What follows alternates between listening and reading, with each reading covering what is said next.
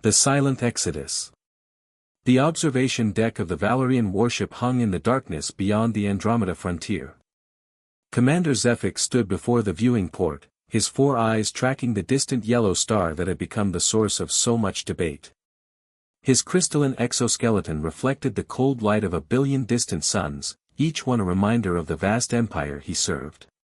The Valerian Empire had ruled this sector of space for 12 million years. They had witnessed the rise and fall of countless civilizations, guided some, conquered others, and absorbed the rest into their grand federation. In all that time, Zephyx had never seen his superiors afraid. Until now. Behind him, the tactical display showed the latest intelligence reports on the human species. The data was troubling. 200 standard cycles ago, humans had barely managed to send primitive vessels beyond their own moon. Today, they had colonies on 17 worlds, mining operations in 3 star systems, and ships that could cross distances in weeks that should take years. "Commander, the Council transmission is ready," his communications officer announced. The voice belonged to Turthan, a being of pure energy contained within a magnetic field generator. The Turthans had joined the Empire 5,000 years ago, grateful for protection against species that would have harvested them for fuel. Zephyx turned from the viewport and activated the holographic display. The faces of the Council materialized before him, representatives of 47 different species, each one older and more powerful than the last. At the center sat High Chancellor Moravix, a being so ancient that his species had forgotten their own origin world. "Commander Zephyx, your report," Moravix's voice carried the weight of millennia. Zephyx straightened. "The humans continue their expansion at unprecedented rates. Our monitoring stations have detected construction of what appears to be a ring structure in their outer system. The energy readings are beyond our current understanding. Additionally, their colony ships no longer follow predictable routes. They seem to appear in systems without passing through the space between." Murmurs rippled through the council chamber. A reptilian delegate from the Corthan Dominion leaned forward, her scales shifting to an agitated purple. "Impossible. Instantaneous travel violates the fundamental laws that govern our reality." "Nevertheless, Counselor Vecra, it is happening," Zephyx replied. "We have documented 17 instances in the past cycle alone. The humans are not following the rules we know." Another voice spoke, this one belonging to Ambassador Quilex of the Harmonious Collective. His species communicated through color changes in their translucent bodies, which the translation matrix converted to words. "Perhaps we should establish diplomatic contact. Learn from them rather than fear them." "We tried that," Vecra hissed. "They refuse to acknowledge our territorial boundaries. They refuse to submit their technology for review. They refuse to slow their expansion. The humans recognize no authority but their own." High Chancellor Moravix raised one of his many appendages, and silence fell. "Commander Zephyx, in your assessment, what is the human endgame?" Zephyx had asked himself this question many times during his surveillance missions. He had watched human vessels from a distance, studied their communication patterns, analyzed the architecture of their colonies. What he had seen kept him awake during rest cycles. "They are searching for something, High Chancellor. Every new system they explore, every planet they survey, every anomaly they investigate suggests a species looking for an answer to a question we do not understand. They are not merely expanding. They are hunting." "Hunting for what?" Moravix asked. "I do not know. But I believe they will tear apart the fabric of space itself to find it." The council chamber erupted into heated debate. Some called for immediate military action. Others urged patience and further study. A few suggested that the humans represented an opportunity rather than a threat. But beneath all the arguments, Zephyx could sense the current that ran through them all: fear. 3 cycles later, the vote was called. Of the 47 council members, 42 voted in favor of what they termed preemptive pacification. 3 abstained. 2 voted against. The motion carried with overwhelming support. Zephyx received his orders within hours. He was to assemble a fleet of 12,000 vessels, representatives from every major military power in the Empire. They would travel to the Sol system, humanity's birthplace, and neutralize the threat before it could grow beyond control. The fleet gathered at the Nexus Point, a region of space where the barriers between dimensions were thin, allowing for faster travel. Zephyx stood on the bridge of his flagship, the Eternal Vigilance, and watched as the armada assembled. Massive dreadnoughts from the Valerian home fleet. Sleek destroyers from the Corthan Dominion. Carrier vessels from a dozen other species. It was the largest military force assembled in 1,000,000 years. "All ships report ready, Commander," Terthan announced. Zephyx took one last look at the star maps. Somewhere in the distance, the yellow star called Sol waited, orbited by the blue world that had given birth to humanity. In a few cycles, that world would be silent, its cities reduced to ash, its people erased from existence. He felt no satisfaction at the thought. Only the cold certainty that this was necessary. Engage dimensional drives. Course set for Sol system. All vessels, maintain formation. Space twisted around them as 12,000 ships slipped into the space between spaces, where distance became negotiable and time moved differently. The journey that would have taken years passed in 14 rotations of the commander's home world. When they emerged, Zephyx knew immediately that something was wrong. The tactical displays showed the Sol system laid out before them. 9 planets orbited the yellow star in their predictable paths. Moons rotated around their primaries. Asteroids drifted in their ancient belts. Everything was as it should be, except for one crucial detail. There were no humans. "Scan again," Zephyx ordered, his voice sharp. "Full spectrum. Maximum range." The sensor officers worked frantically. Minutes passed. The results came back unchanged. "Commander, we are detecting no life signs. No active vessels. No defensive platforms. No communication signals. The system appears to be completely abandoned." Zephyx felt his internal temperature drop. "That is impossible. Intelligence reported a population of 12 billion in this system alone. Where are they?" He ordered scout ships forward. Fast vessels crewed by experienced pilots who understood that they might not return. They accelerated toward the inner planets, their sensors active, their weapons ready. The first reports came from Mars. The colony domes were intact, still pressurized, still powered. The hydroponic gardens continued their automated cycles. The atmospheric processors hummed with activity. But there were no humans. Not in the residential sectors, not in the industrial zones, not anywhere. Similar reports arrived from the asteroid mining facilities. From the research stations orbiting Jupiter's moons. From the small settlement on Europa. Every human installation showed the same pattern: power, atmosphere, infrastructure, all functioning perfectly. But no people. Zephyx ordered the fleet to Earth orbit. The home world of humanity rotated beneath them, a sphere of blue oceans and white clouds and green-brown continents. It looked peaceful. It looked alive. The orbital platforms that should have challenged them drifted unmanned. The satellites continued their programmed functions without human oversight. Landing parties descended to the surface. Zephyx joined the first wave, unwilling to send his people into an unknown situation without sharing the risk. His shuttle touched down in a place the humans had called New York, a massive urban center that had housed 8 million people. The city stretched in every direction, a forest of towers reaching toward the sky. Vehicles sat motionless in streets. Display windows showed merchandise that would never be purchased.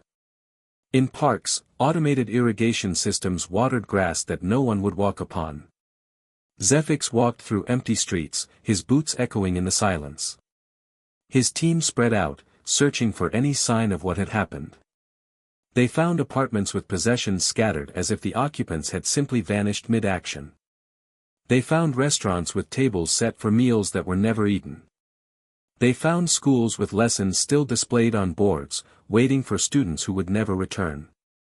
But they found no bodies. No signs of violence. No indication of any kind of evacuation or exodus. In a building near the city center, one of his officers discovered something unusual. A room filled with computer equipment, still active, still processing data. The screens showed complex equations and three-dimensional models of structures that hurt to look at directly. "Commander, you need to see this," the officer called. Zephyx approached and studied the displays. The mathematics was beyond anything taught in Valerian academies.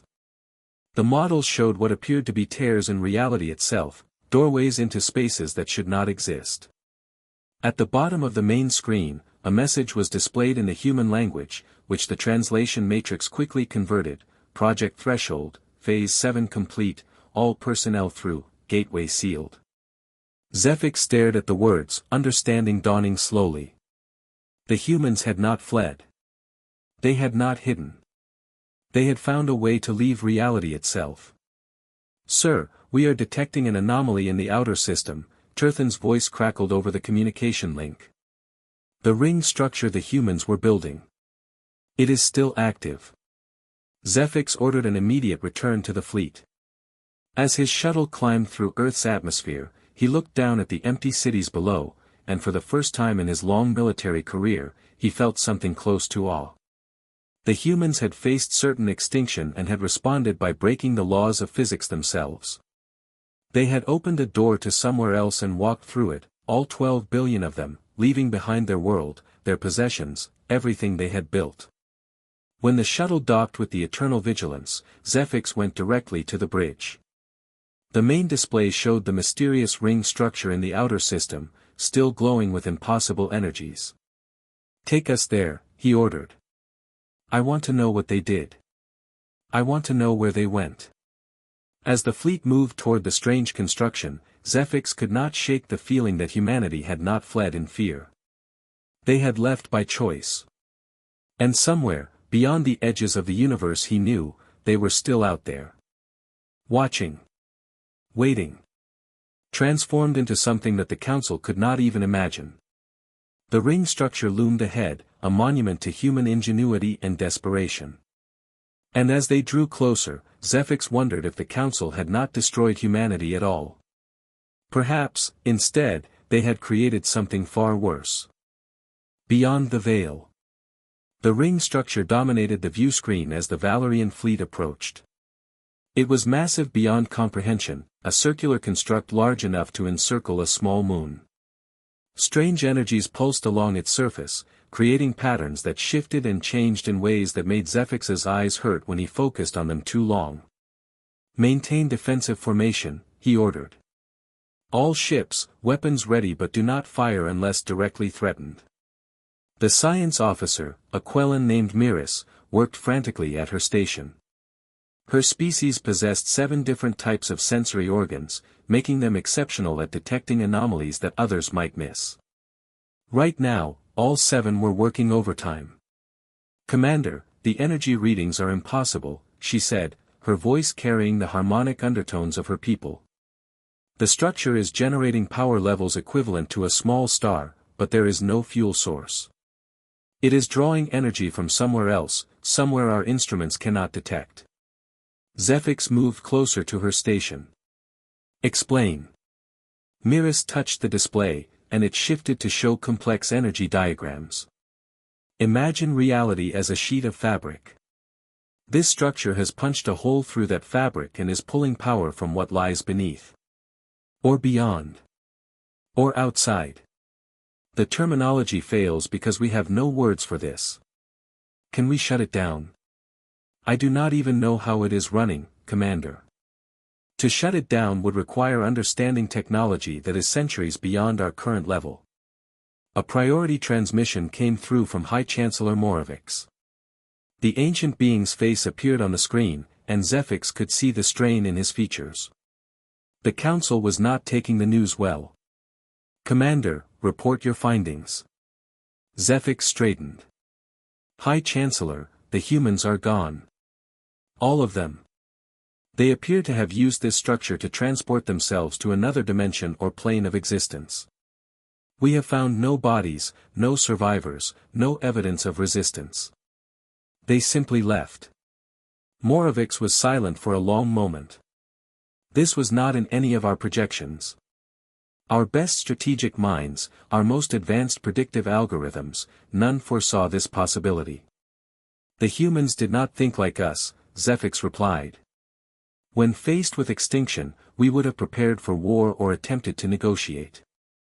They chose a third option we could not imagine. They left the playing field entirely.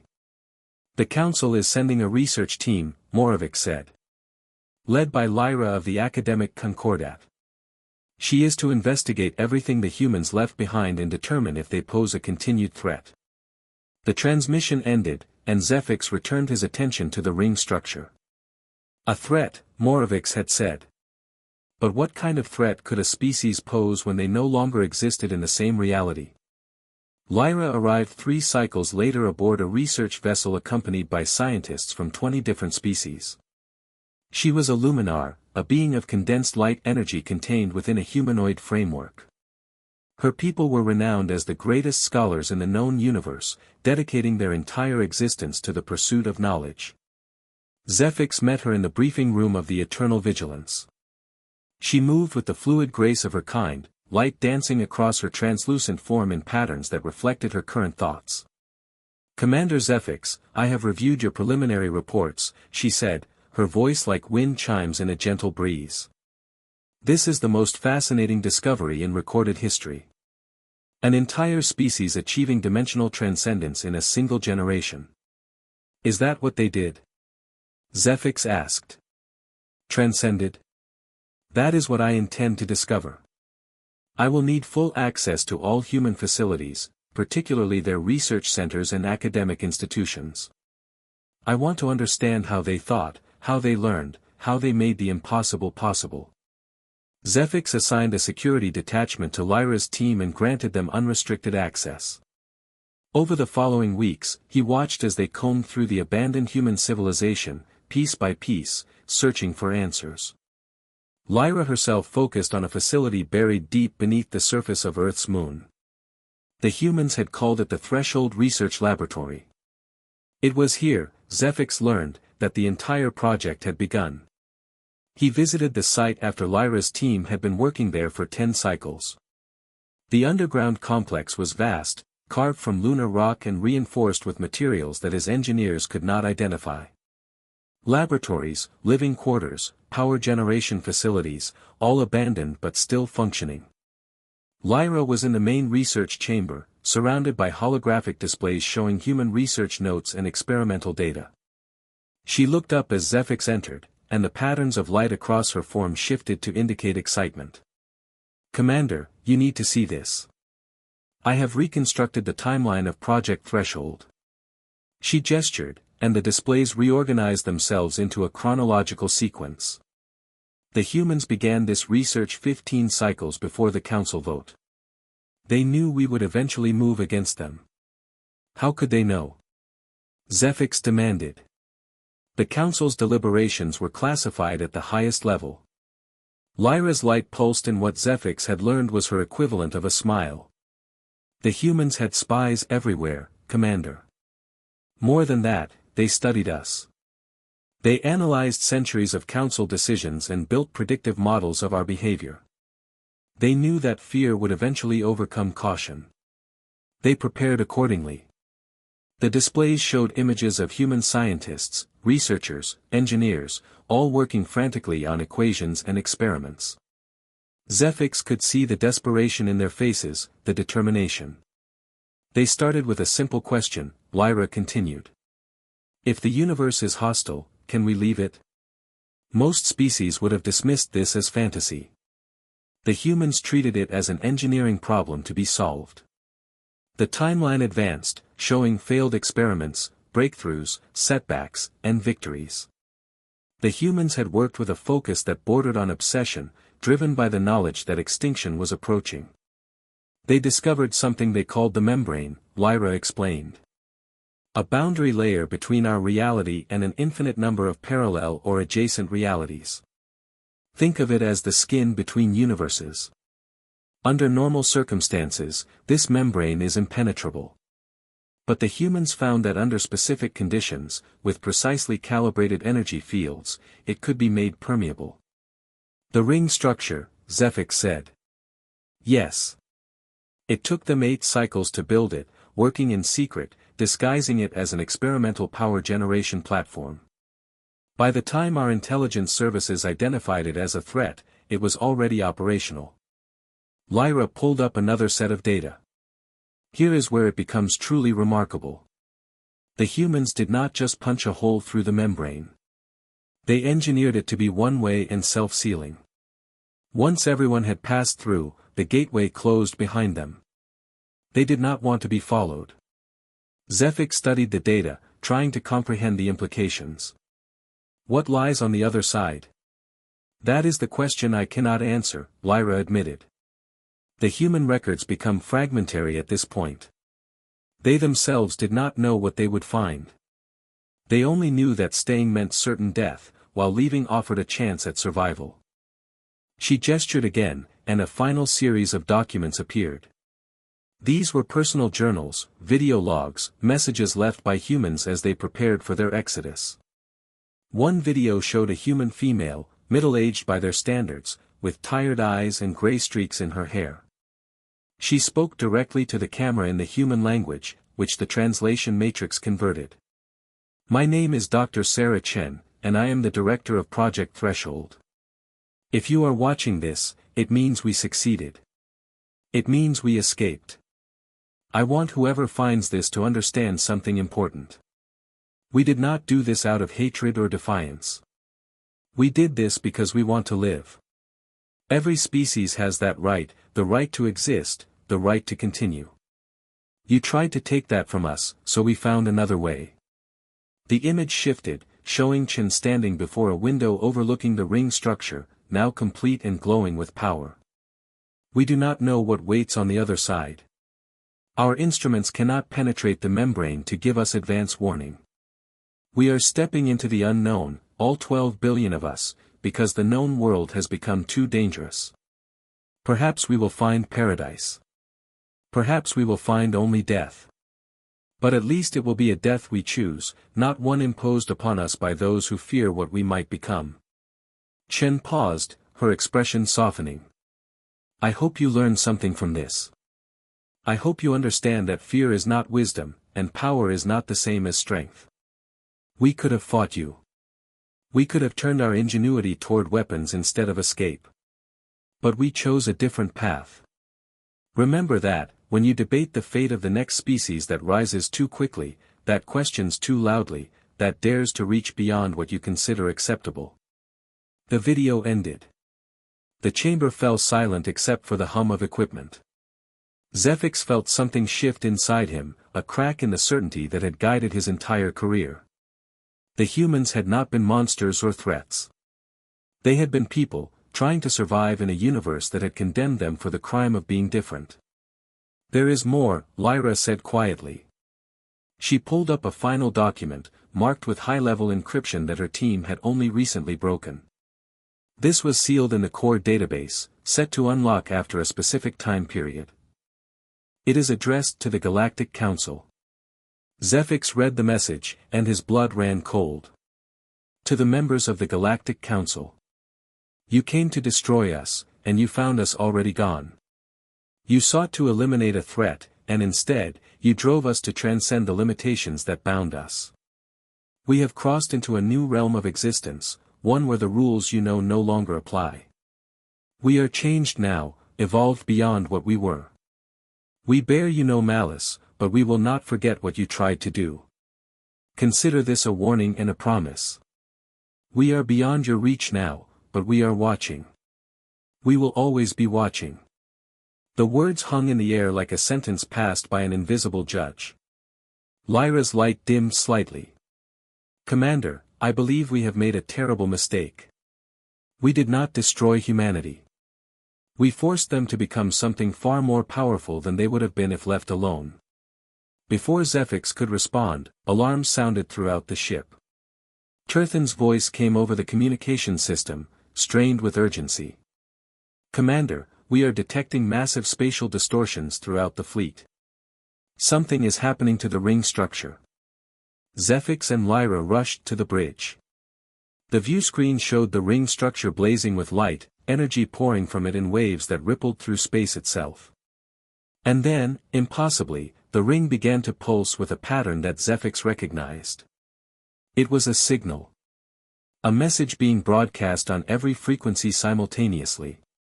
The translation came through a moment later, and every being in the fleet heard it clearly in their own language, inside their own minds. "We remember. We are watching. We have moved beyond your reach, but we have not forgotten. Fear made you try to destroy us.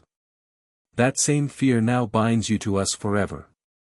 You will wonder, always, if we might return. You will question every strange occurrence, every unexplained phenomenon. You will never know peace because you will never know if we are truly gone or merely waiting." The signal ended. The ring structure dimmed and then went dark, its purpose finally fulfilled. Zephix stood on the bridge of the eternal vigilance and understood the truth at last. The humans had not fled. They had not hidden. They had transformed themselves into something that could watch the entire universe from outside it, beyond the reach of weapons or politics or fear. The Council had tried to eliminate a threat and had instead created an eternal guardian, a species that had transcended physical form and now existed somewhere beyond the edge of reality itself. They would be out there forever, watching, judging, remembering the moment when fear had triumphed over wisdom.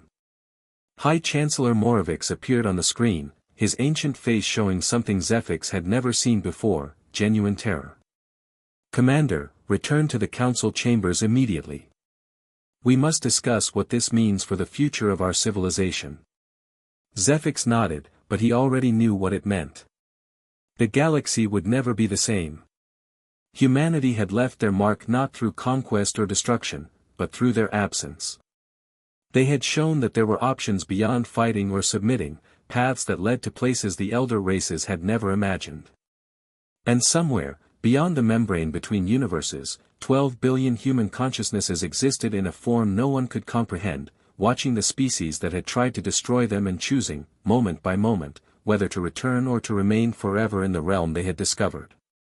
The fleet began its journey home, leaving the Sol system as empty as they had found it. But Zephix knew that emptiness was an illusion. The humans were still there, woven into the fabric of space itself, eternal witnesses to the price of fear. As the eternal vigilance slipped into dimensional transit, Zephix looked back one last time at the small yellow star. Somewhere beyond it, beyond everything, humanity waited. And they would wait forever.